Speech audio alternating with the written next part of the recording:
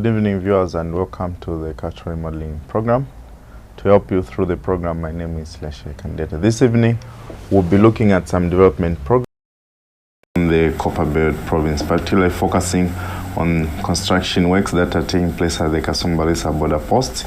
We'll also take a ride to Ndola and look at the construction works of the new Ndola Stadium before we make a stopover at Chambishi to look at what is happening with the multi-facility economic zones there.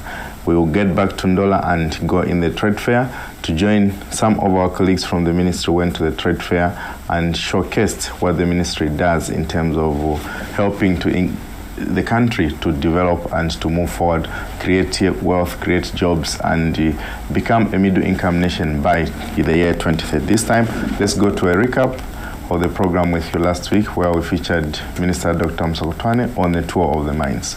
Watch with me. I also want to say that on our side, as Zambians,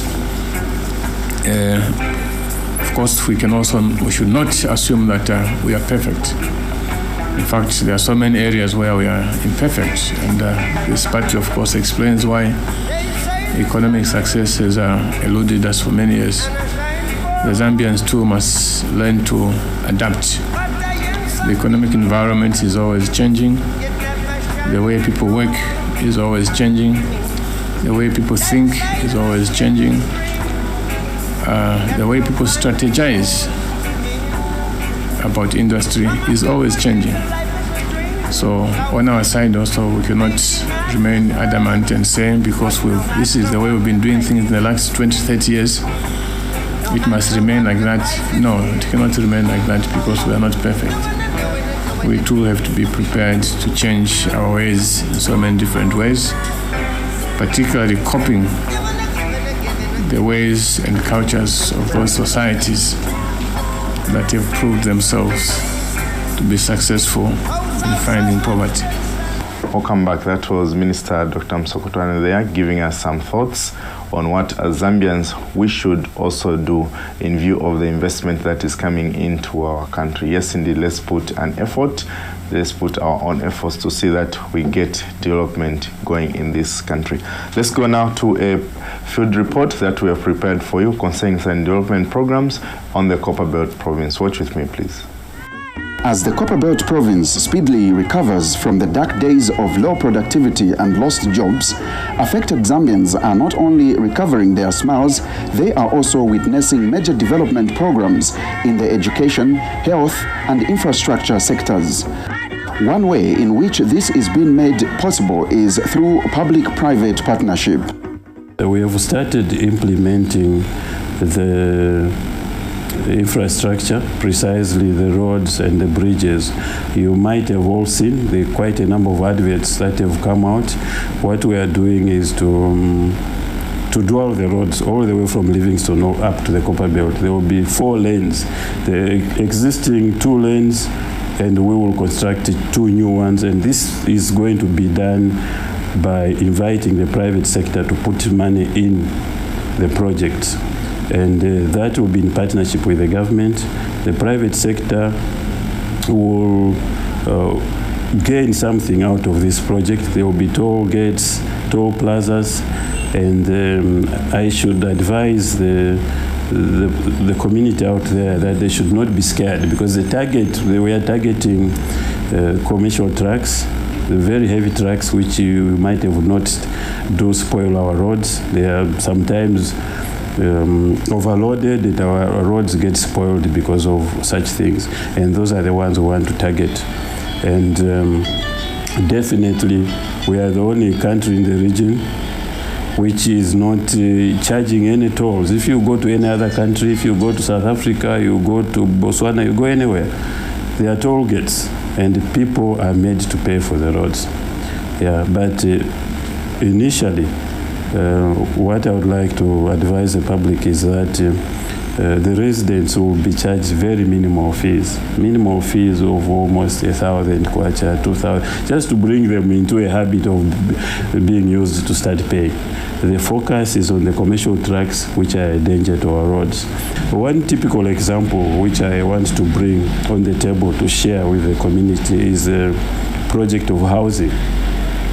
The housing project, for example, as you are aware, in our communities, we have a shortage of houses.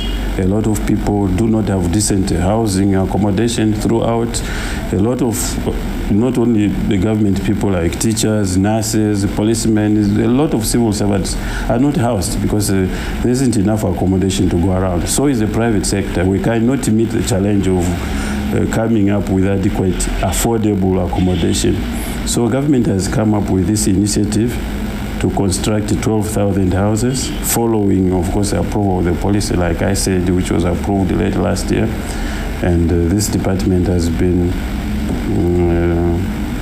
created for the past 4 months, but I'm sure a lot of work has gone behind the scenes, regarding paperwork, contracts, and so on and so forth. So what remains is the actual implementation.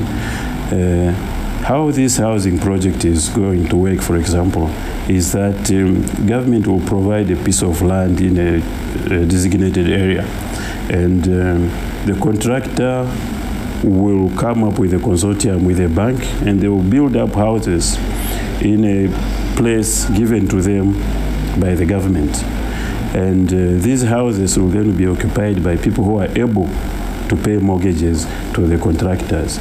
And you may realize that a lot of people stay in some places, like maybe in some shanty places, they're paying exorbitant rents. And after paying rent for 10, 15 years, those houses are not even theirs. But in this particular case, a house which will be allocated, say, to a teacher in one area, after paying rentals for 10 years or so, that house becomes his. Through the public-private partnership program, the Zambian government has taken the initiative to ensure that the private sector meaningfully participates in national development. The sincerity of the PPP initiative is seen in the commencement of infrastructure development at the Kasumbalesa border.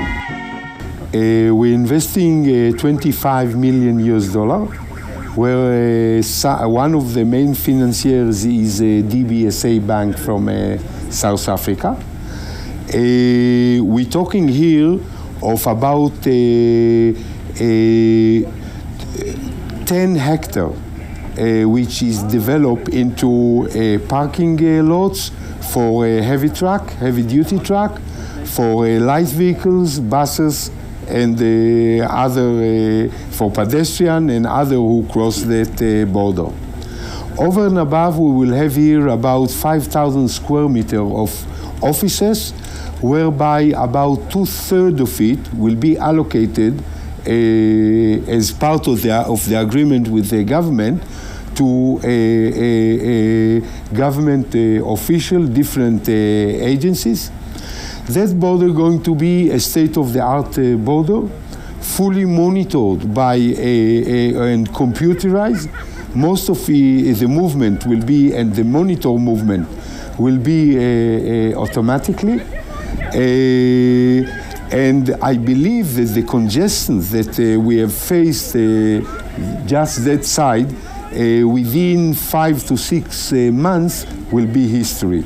We are targeting to bring that border post into full operation before Christmas time. So I'm very proud to say that almost 100% of the teams are Zambians. Engineers, contractors, workers, quantity surveys, land surveys, and so on. We have started with full volume, fully encouraged by government, fully encouraged by PPP, headed by Mr. Ndola. We're getting a full cooperation, and that one, of course, encourages us to push the works and to fast track whatever we can do. If I would say in a percentage, I may say that over 50% of the work is already done. As we saw in a few minutes ago, most of the parking area, the foundation is already through. So we just have to come with the pavement of the concrete, and by that the parking area will be completed. Out of 5 buildings, we can see that 2 of them we have reached already up to the ceiling point. The other one, fully, which is a steel structure, foundation is about to be completed in a week time, and thereafter it will be very quick and very easy to construct the steel structure because it's coming like a Lego. I believe within 3 weeks' time, the main building will be standing. We are very happy with the cooperation with government. So at the moment, we have plans to go up to phase 8. Whatever we saw a few minutes ago was phase 1. We're coming very shortly phase 2 with a warehouses structure up to 18,000 square meter, whereby the structure for the first 3,000 square meter is already on site. Phase 2 will be a container terminal. Thereafter, we will go to a logistical area. Thereafter, we will go to industrial area, and so on up to, as I said, phase 8.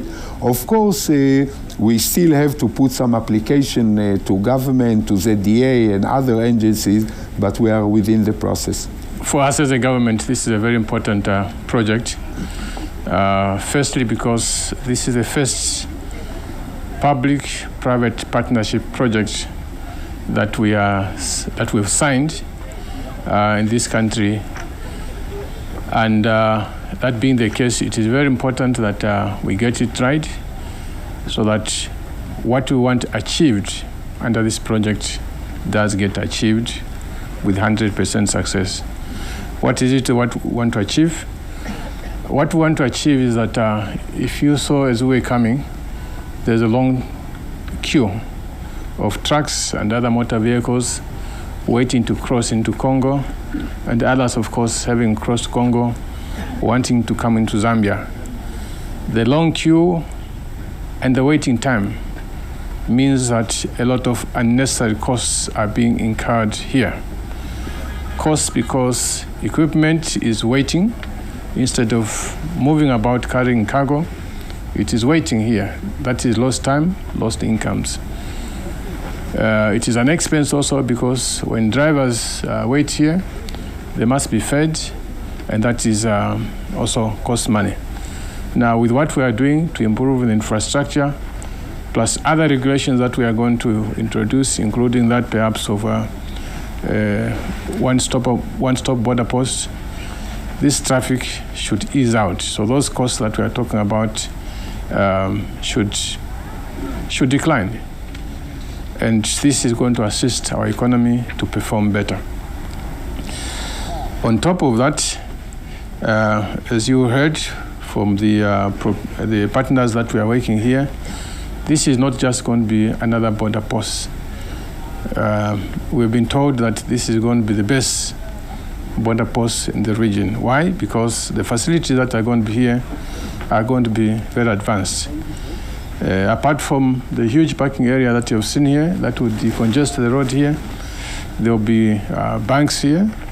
There will, of course, be the usual government offices such as police, immigration, drug enforcement, and of course there will also be spaces for the clearing agents, but much more.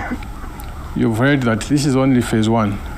In the other phases, there are going to be other investments that are going to increase business here. You've heard about the warehouses, and you know that there's a lot of demand on the other side for many items, but sometimes there are challenges to go across the border. So the warehouses that are going to be stationed here, it will be much easier for producers and traders in Zambia, whether it is maize, meal, vegetables, chicken, name them. They'll just come and store their stuff here, and then they call our neighbors there if they want. They'll come here, buy very comfortably. The banks will be there to serve them. So with those facilities, obviously, the opportunities that we have to sell more to Congo, and of course, for the Congolese also to come and sell to us, because this is what we want, those opportunities are going to increase. The joint public and private sector-led development of the Zambia-China Multi-Facility Economic Zone in Chambishi Township of Kalurushi District has commenced in earnest. A world-class facility offering infrastructure support for private sector investment and employment creation in manufacturing, service, hospitality, and other economic sectors is what the Chambishi Multi-Facility Economic Zone will become. In Africa, it is the first such initiative by the Chinese government. We are located in the new developing zone area. It's so-called is a central district area. The total size is 1 square kilometers. So is this year what we are concentrating to develop. So we are standing there just in front of our office building location. The office building, like this one. Like this one? Yeah, we would have the first phase. We have 4,500 square meters. So it would serve our officing demand and other enterprises officing demand. Very good. And we also have a conference meeting room. And, here also? Yeah, here. And we have also exhibition to display all the zone enterprises progress, achievement, and even some product samples to show what we are doing and what our achievement in the zone. I see. Yeah. So and then we still have 2 building, maybe for next step to develop. I see. Yeah, totally we have about 3,000 square meters. Yeah. Besides this, we can see our road, what we are standing on. It will be complete in this year. So the contractor is from a local business from Ndola. Larry Gomes while doing this contract. So right now we can see all the pipeline along with the road. These are the pipelines. Yeah, pipeline. It's been for the For water, for sewage, yes. for telecommunication, even for some power line. So we put all the pipeline along with the road underground. So that means when the pipeline finish, and we can start to cover all the road as a concrete road. So maybe by the end of October, you can see the total long it would be 6.5 kilometers long would be finished. So it's a great image. And Minister, you can see that point. We would build a great gate of the Zambia-China Economic Zone. The gate will show all the passengers, all the vehicles through from Kitwe to Chingola or Chingola to Kitwe to the image of our zone. Yeah. This is our great. This will be the gate into the. Yeah, to the zone. I see. Yeah. So this will doing the function as investment promotion as well.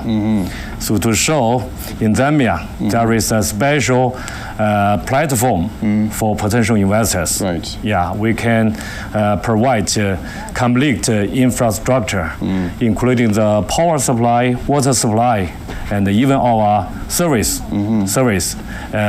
including the policy consulting and legislation consulting and the service. I see. Yeah, even we have a clinic here, and we have Sino Friendship Hospital, and we will establish a branch of it within the zone.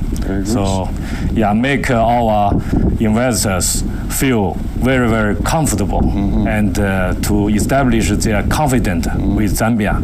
And we try to work together with ministry and the local authorities to build one of best investment destination in the world, or in South Africa, at least in South Africa. Very good.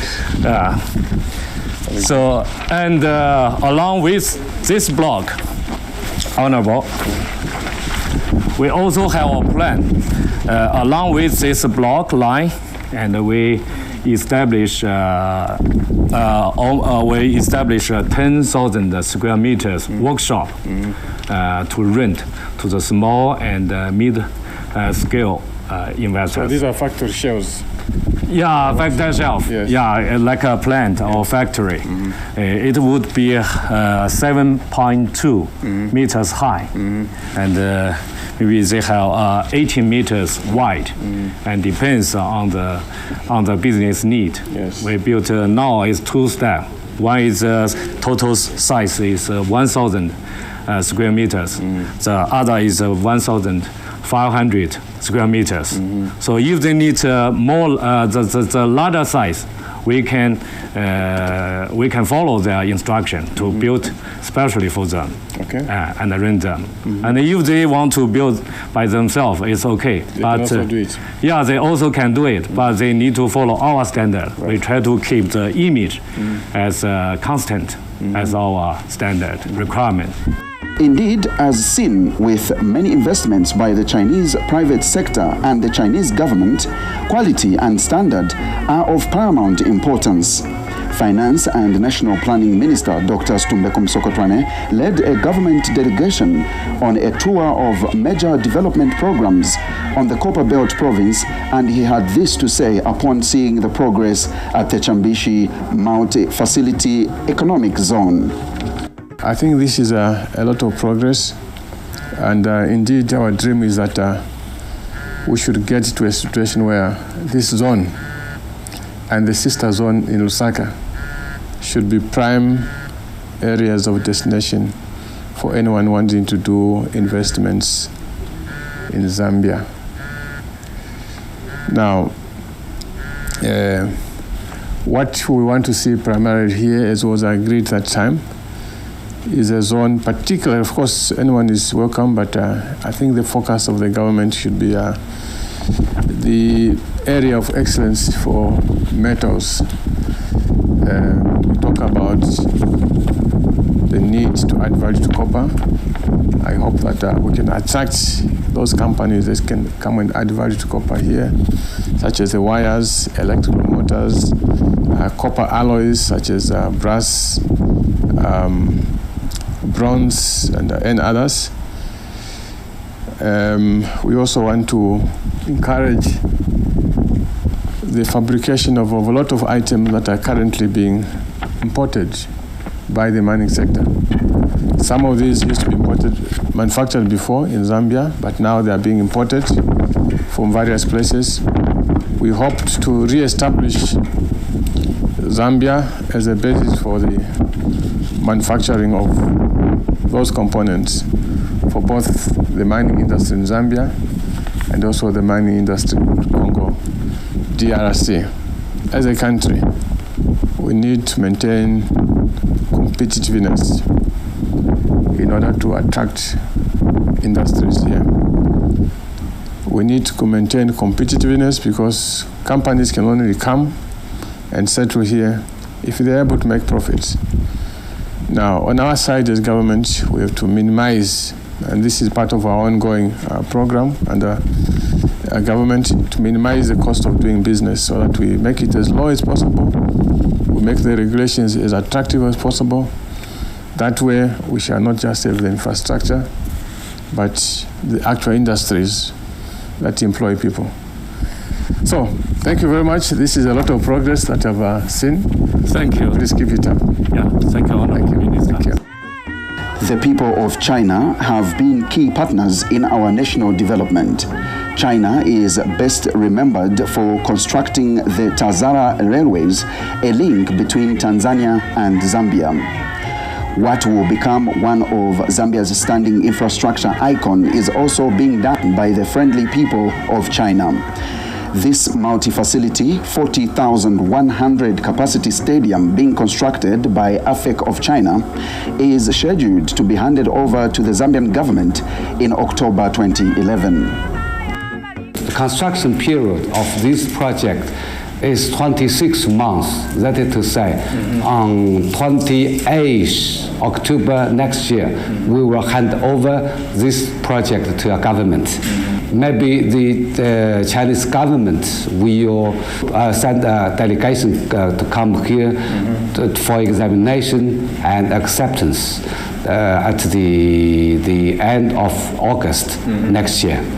The Chinese government, as well as our company, that is MFEZ, paid great attention to this project.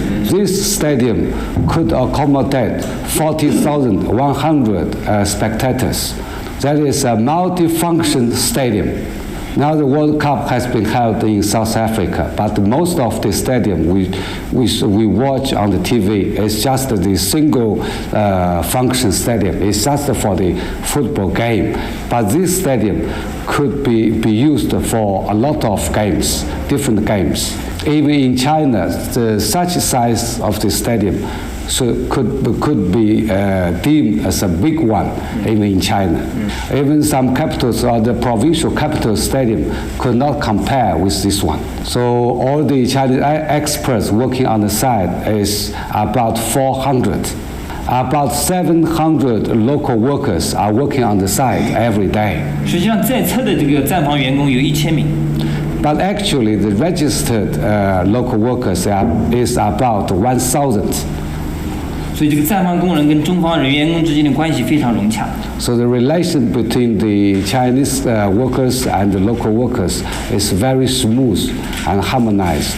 Because 1 year passed, so the local workers learned a lot of skill from this project. So this stadium will be very beautiful one. The function the stadium have is very complicated. In the VIP areas, we also install the lift elevators. Even if there's some say, small rain, we can have the games in this stadium also, because more than 85% of the seating area will be covered by the canopy. As the minister looked back through the ages, he shared refreshing thoughts about the prospects that the National Stadium in Ndola will bring to the Copperbelt province. This city of Ndola used to have many manufacturing activities. Some of them have gone down because of opening up. They could not face the competition. So one of the challenges that we faced is that of finding alternative livelihoods for the residents of the city. 这个罗拉这个地方呢，现在越来越缺乏一种这个经济物资的急剧的减少。我们现在要这个积极的寻找这个工业罗拉经济的发展的这个机会，这样对整个罗拉这个人民会有好处。So I believe that a stadium will assist to create alternative jobs to some of the failed manufacturing firms, and it is the intention of the government, now that the stadium is going to be completed, to market the city of Ndola so that as many national, as many regional, and as many international sports activities can be hosted by the city. 这个体育场建成以后，肯定会对罗拉市的就业，给罗拉市创造更多的就业机会，同时，这个区域性的乃至国际性的这个比赛都可以在这里举行。So we expect the city of Ndola from now onwards to be an important venue for the so-called sports tourism.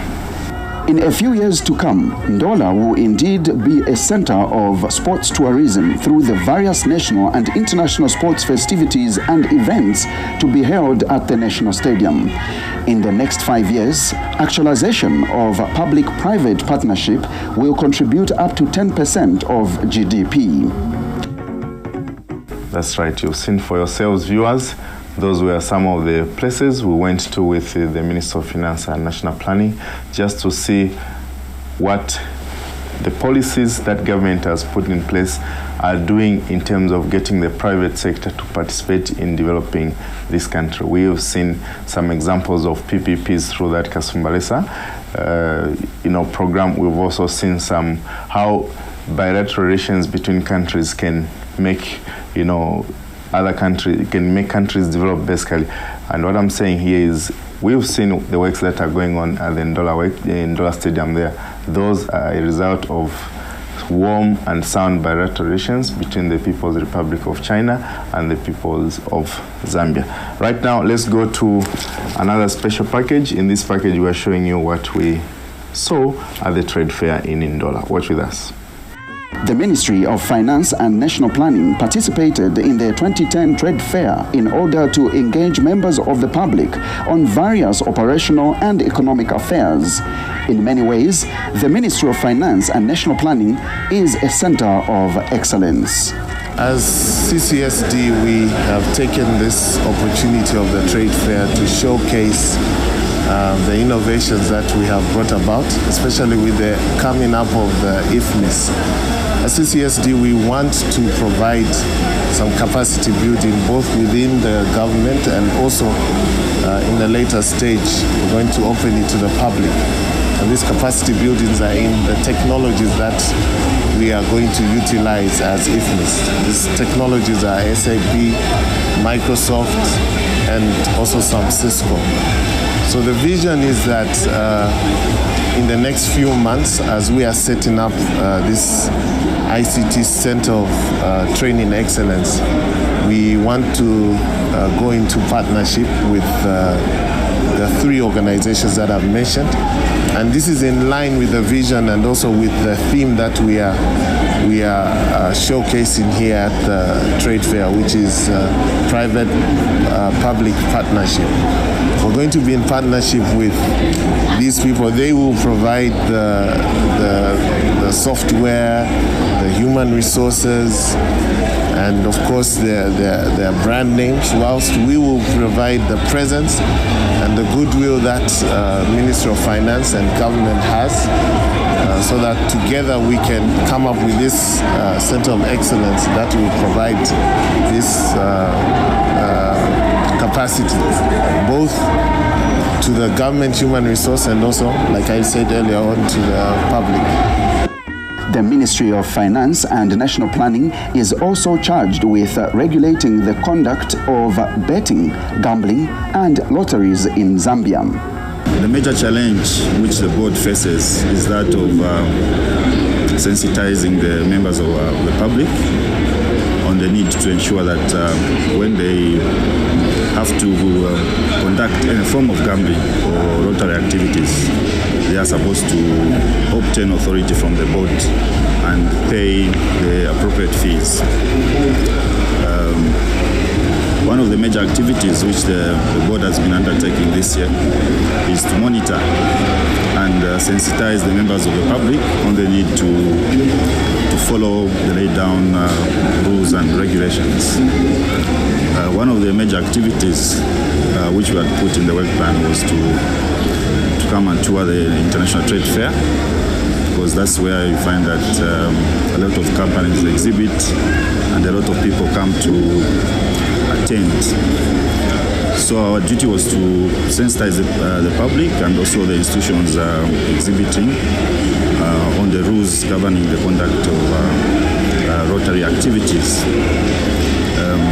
Apart from that, we also visit a number of provinces and visit established institutions to sensitize them on the need that if they have to conduct rotaries in form of promoting their products, there is need to ensure that they come first to the Ministry of Finance and National Planning, where the board is housed, and that's where they will be authorized to conduct those activities. The government stores, a department in the Ministry of Finance and National Planning, is charged with the responsibility of stocking office consumables for sale to public institutions at competitive prices. This is one way in which public resources could be rationalized. The aim of government stores is to provide a constant supply of goods and services to our client ministries and departments at a competitive price which are lowest than those obtaining at the open market. Within the show, we discovered that most of the people and even those in the civil service are not aware that government stores is still operating.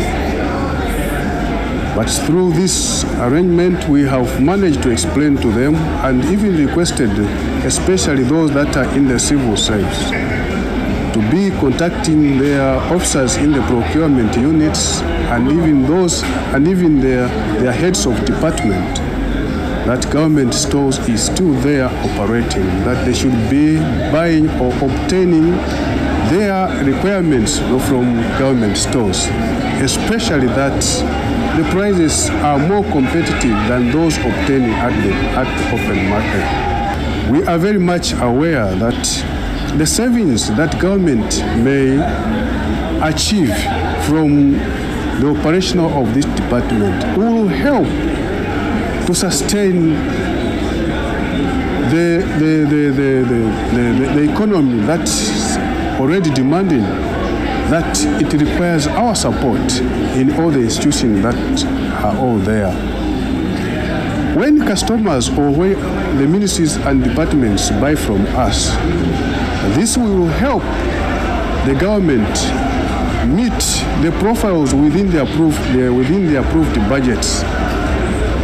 Than at the moment when things are being bought at the open market, because even the estimated quantities will never be achieved because the prices there keep on changing.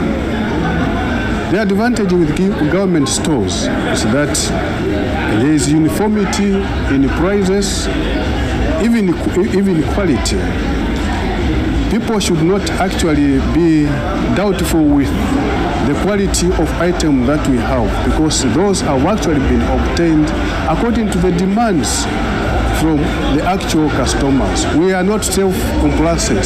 That's why even our stock control system demands that the items be made available at the rightful time when those are required by our customer, by them at that particular time. Zambia's domestic debt has been cited as an encumbrance to private sector development because private sector resources are locked in the domestic debt.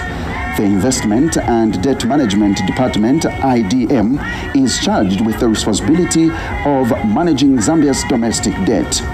In particular, I would want to speak about investments and debt management, which is one of the departments under the Ministry of Finance and National Planning. The department has got 3 units. One of the units there is government investments. We also have domestic debt unit. We equally have external debt unit. Domestic debt and external debt units are charged with responsibilities of managing on how to manage domestic debt. As you are aware, in the recent past, the past 5 years, domestic debt has been increasing. But you find that the component of the increase in the domestic debt has basically been on the government securities. But government has been trying to manage the domestic arrears, which has been reducing, and the citizenry have benefited to that effect. But as you are aware, we cannot sit back and just see things moving in the way they are moving. We are there to advise the government, we are there to advise the management on what strategies we should put in place to make sure that we maintain and sustain the levels that are acceptable to the nation. This is one of the core functions of these two units, in that if you look at the 2030 vision, is to make a nation to become a prosperous middle-income nation. And we are trying to create an macroeconomic environment that is conducive for growth. So if external debt and domestic debt are not well managed, then we are not going to be in the position to make the country reach or become rather the prosperous middle-income nation by 2030. Ministry of Finance and National Planning is making significant progress in providing an enabling environment and cost reduction solutions for public benefit organizations through a VAT emption facility. Public benefit organizations. These are the organizations which are supplementing the government in terms of providing facilities, goods and services to the vulnerable people. The government recognizes the effort. So in turn what it did was, when they're importing certain items, was to help them with the payment of customs duty, excise duty and VAT. Further to the efforts of improving public resources, government has launched the audit handbook in order to improve the operations of audit committees in ministries, provinces, spending agencies, and statutory institutions. Audit committees draw their mandate from the Public Finance Act No. 15 of 2004, Section 2, and under no circumstances will they be expected to practice executive functions of a ministry, province, spending agency, or statutory organization with regard to its findings and recommendations on any operational aspects of organizational management and control. The audit committee will be appointed by the Secretary to the Treasury, and they will meet and review audit reports prepared by the internal auditors countrywide. This is to enhance transparency and accountability, because they would have no reporting relationship with the controlling officer other than that of the Secretary to the Treasury. Ideally, we hope and are determined to believe that this would curtail malpractices in the management of public finances. The ministry's Department of Human Resource and Administration also took part in the trade fair. For the Human Resource and Administration Department, we are concentrating on innovative and strategic management through the implementation of the EFQM Excellency Model. And through the EFQM Excellency Model, we are looking at empowering our leadership through the improvement of processes and the implementation of key performance results for the various services we offer to our clients, not only internal clients but also external clients. The Department of Human Resource and Administration is a department that has got a variety of services that cut across not just the ministry but also into the various MPEZs and other institutions and stakeholders within the nation. Coming to this year's show, I think this year's show has been quite important. It has been a valuable platform for getting feedback from the general public, both from the civil service and just the general public, on how they view our performance as a ministry and how they think as a ministry we can improve the services that we currently provide. Development programs and construction projects happening throughout Zambia are not accidental. They are translation of government policies into economic growth, employment opportunities, and wealth creation. Lieutenant General Ian Kama Seletse Kama, the President of Botswana and guest of honor at the 2010 Zambia International Trade Fair, could not resist the need to know what development policies and programs Zambia had put in place. President Kama visited the Ministry of Finance and National Planning stand at the trade fair. Finance and National Planning Minister Dr. Stumbeko Msokotwane was on hand to receive the President of Botswana.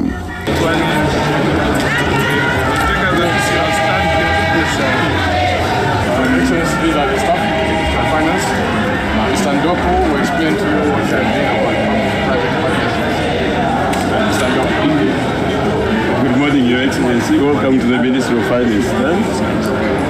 Our core activity in the Ministry of Finance is the economic management. Of course, to be able to manage the economy, we have to be able to measure the economy. So we set ourselves goals. We have the vision, which is to bring Zambia to a prosperous and middle-income country by 2030. And through that, we have various parameters which we measure ourselves. We have the inflation rate, we have the GDP growth, and so on. So we have various programs which we have put in place. In the process of economic management, budgeting is one of them. Budgeting, the collection of resources through tax, and the redistribution of these resources to the spending agencies. And besides that, we have a variety of documents. Of the reports that we produce, we have the work previous time, we went to starting in July and August, which is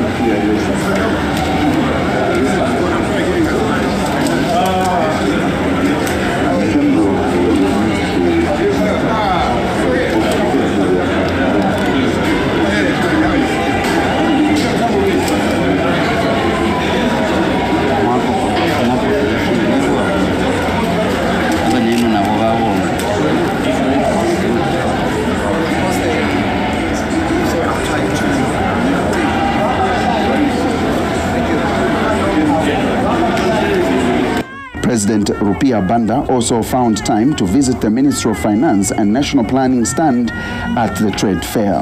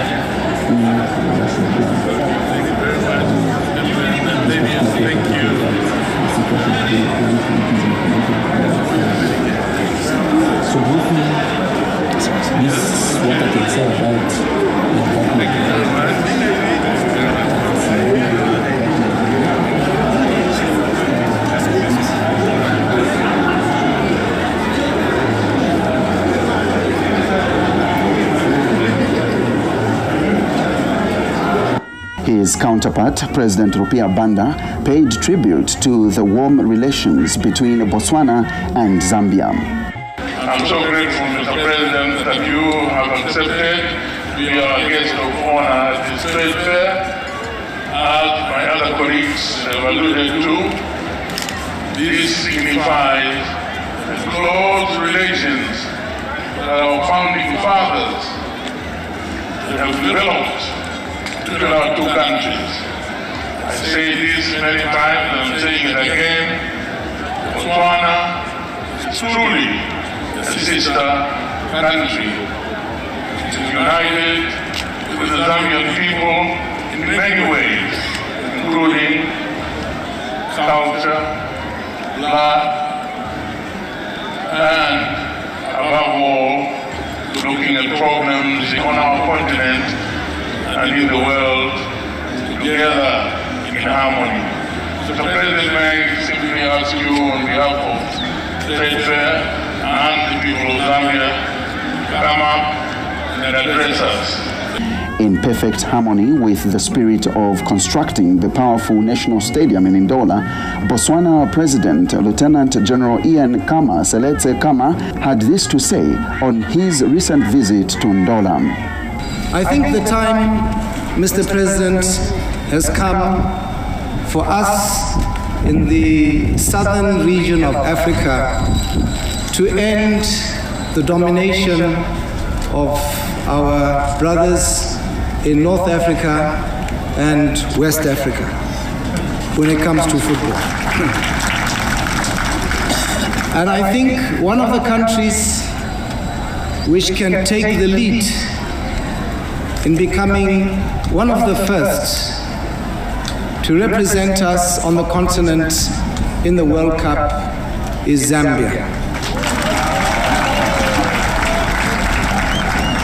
And I'm not saying that, Mr. President, because I'm here in Zambia today.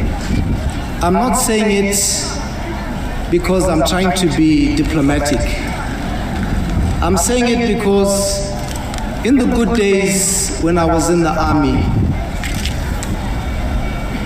we tried to poach a number of players and coaches from your country.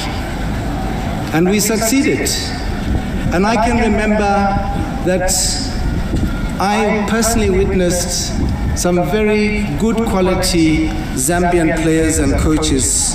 I don't know if you know them, but people like Felix Chalwe, Abraham Mubanga, and the coach called Dick Cham. These were very high quality sports people. And we would always be beaten by a team called Green Buffaloes, who at that time dominated in the Zambian league. So, Mr. President, you know what we should do? Whilst our brothers in West Africa, some of whom we hear have been suspended for 2 years, whilst there are others who need to also spend 2 years practicing how to kick penalties. This is the time now for Zambia to stand up and take the region forward, and we in Botswana will be fully behind you. Lieutenant General Ian Khama Seletse Khama complimented the Zambian government on the manner in which economic governance and development programs are being handled. It would be remiss of me not to pay personal tribute to the prudent manner in which you and your government have managed to steer your economy through these troubled times. Zambia's impressive growth rate of 6.3% last year is evidence of your capable leadership and stewardship. Ladies and gentlemen, I've noted that the theme of this trade fair is economic recovery through innovation and competitiveness. This is most appropriate as your country, like my own, is struggling in the face of the ongoing crisis to further restructure its economy in order to be more effectively capitalize on now emerging global economic opportunities. Each of our countries further shares the common challenge of accelerating economic diversification in order to lessen our long-standing dependence on the mineral sector. In this respect, I note that both of our economies are finding renewed opportunities, particularly in the agricultural sectors. In the case of my own country, the crisis has been accompanied by an unprecedented expansion in both total hectares planted and final yields. This, I wish to emphasize before this distinguished audience, has created additional opportunities for external trade and investment between us. It is my understanding that here in Zambia, as in Botswana, it is now widely accepted that achieving economic recovery through innovation and competitiveness will further require an ever-increasing contribution from the private sector as an engine for economic ensuring sustainable growth. We all furthermore recognize that our countries can no longer to put all our eggs in one basket. Sustained growth through which we can also achieve sustained reductions in poverty will require contributions from small, medium, and large enterprises alike. In this respect, it is comforting to see just such a diversity represented at this event. This fair's theme further underscores the need for our two countries to increasingly engage in systematic initiatives to improve the quality of goods and services that we produce so that they become competitive in the international market. International trade fairs such as this can play a critical role as they not only afford companies an occasion to showcase their products, but also provide an opportunity for enterprises to benchmark with one another in order to improve their product quality and their range. Before coming here, I was able to review the bilateral trade figures between our two countries. I'm pleased to be able to report that, notwithstanding the financial crisis, these statistics show a remarkable improvement in the trade flows between us over the last 5 years, as Botswana and Zambians alike have begun to take advantage of the market access opportunities as availed through the SADC trade protocol. I am also reassured by the fact that the content of our trade also reflects an increasing diversity of goods. There are, however, still many opportunities for further growth in sectors such as manufactured goods and agro products that we can encourage and nurture for our mutual benefits. Your Excellency, we shall not be able to achieve our shared vision of greater regional economic integration if we fail to improve our communication links. Whilst I must commend the efforts of our two governments, along with international partners, spearheading the planned construction of the Kasumbalesa Bridge, I would also like to urge that we both do everything in our power to ensure that this important project becomes fully operational as soon as possible. The anticipated launch of a direct air link between Gaborone and Lusaka in August this year should also facilitate swift movement of people, goods and services in a cost-effective manner. The attainment of a resilient and diversified economy with the capacity for sustained and rapid growth is not an option for government, it is an article of faith. We must achieve this goal if Zambia is to take its rightful place among the nations of the world, masters of our own destiny and dependent on none. It is indispensable to our resolve to achieve the Millennium Development Goals by 2015 and to surpass them thereafter to become a middle-income country by 2030. Welcome back. That was our special package from Ndola there. Just sharing with you what we shared with the people out there when we went to the Copperbelt province. Right now, it is my pleasure to take you to a Bible reading, and this reading comes from Matthew chapter 10, verses 11 to 14, and it is saying, When you come to a town or village, go in and look for someone who is willing to welcome you. Stay with him until you leave that place. When you go into a house, say, "Peace be with you." If the people in that house welcome you, let your greeting of peace remain there. But if they do not welcome you, then take back your greeting. And if some hometown will not welcome you or listen to you, then leave that place and shake the dust off your feet. That ends the reading from the Bible. Yes, indeed, viewers. If we look at what is happening on the Copperbelt province, here are people who have come from outside Zambia to come and do some investments.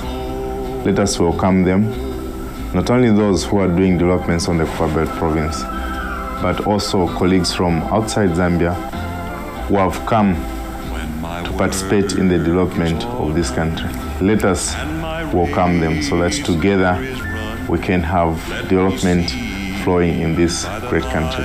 We'll see you next week at the same time when we come with another program. Possibly we'll be looking at what ZESCO is doing to improve its services, to improve the way they do things, and we will have the managing director of ZESCO, Mr. Ernest Mpoya, hopefully.